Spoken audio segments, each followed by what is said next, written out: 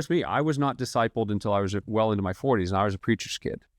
And I, my dad started a ministry based on discipleship, and it wasn't until 20 some years into it that a true understanding as we see it now, and we think it's biblical. We're happy to discuss it, but the discipleship, the process of doing it, is really, really been fleshed out a lot more in the last 5-10 years, and I've been lucky to benefit from that.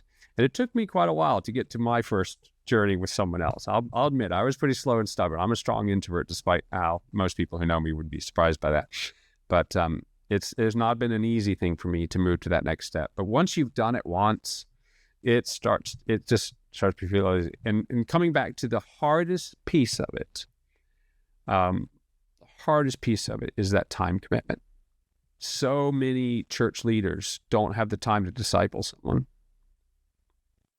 They have the time to preach to them. They have time to prepare their sermons. They have time to lead a Bible study or do a course or this or that. But to suddenly say, yeah, I'm going to start taking 5 hours a week with 5 different people.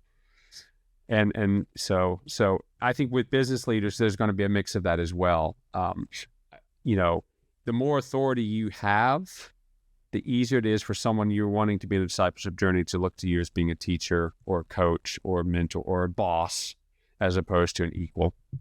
And that's why I think bringing 2 or 3, really 3 together, and I'd say if you did hit a group that hit 5, that group needs to multiply into two groups of 3. Once you get to 6, that group should multiply into 2 groups of 3 and repeat.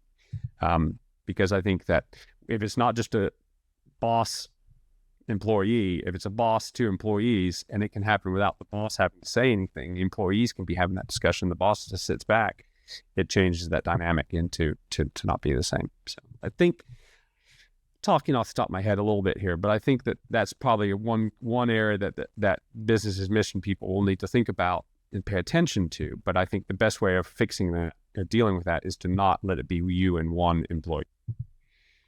And it could also be, if you're in a foreign country, it could also be a case of, yes, within your business you're going to do this, but are there business and band people outside of this that you could say to them, why don't we start meeting to do this and to explore how we can do this within our actual organization? Yeah, that's something we say a lot. It's easy to think your only fishing pond, if I can say that, is the people who work for you. But there's also your competitors, your vendors, your customers. I mean, there's a world of people that we meet through business.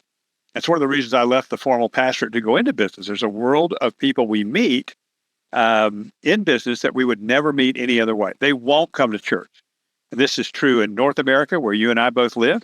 It's true in many countries of the world that people are not going to go to a church, but they have to have a job, and they have to have customers, and they have to go buy things. I mean, the marketplace, as our mutual friend Jonathan is always saying, right, it is the church at work in the marketplace.